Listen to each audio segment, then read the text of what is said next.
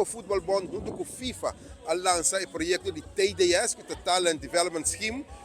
Nós temos uma coleção de atletas que nós selectamos de 15 para 16 anos, mas a ideia está que na agosto ela vai começar com 22 atletas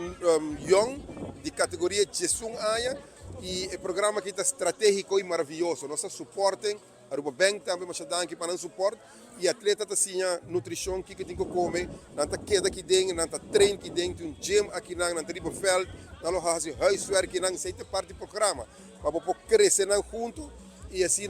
no futuro Aruba pode selecionar um potencial para competir de região e ojalá a nível mundial. Mas um bonito programa que para prometer viaja e maneira que o FIFA a contratar para na Aruba, o senhor Chris Brisley, que se famta,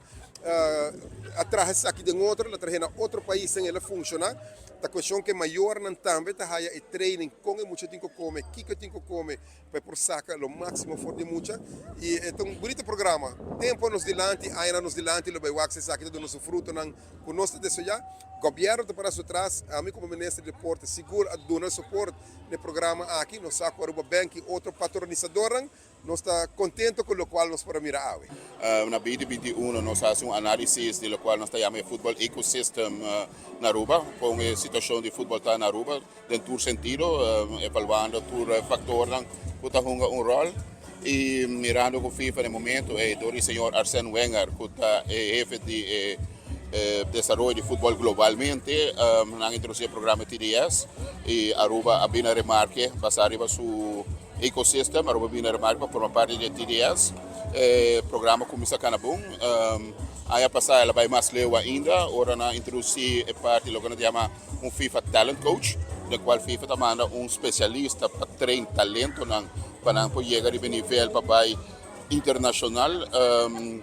Nós estamos no primeiro país na cabine marca para sei a pessoa está aqui na Aruba, o senhor Chris Birdsley, e essa aí mostra também, não, que o avô que não e acaba no segundo jogador, também tryout na Holanda, nós também se tem possibilidade para tryout na América. E assim também pouco a pouco não acostumbrar mais e mais com o nível e com por medida mesmo também que nível internacional. Dia não que não está forma parte aqui, não está aqui na parte de TDS, não está bem da escola, não está na alimentação, não está preparar na mesa também, em diferentes charlas na sessão de todo lugar, está essa parte da roupa importante também. Depois não está treino para feld, não está treino em gym. Treino especificamente para o desenvolvimento, mirando na idade jovem também. Nós somos especialistas tanto na parte de nutrição de gym, mas também para feld, para sorte a melhor preparação possível.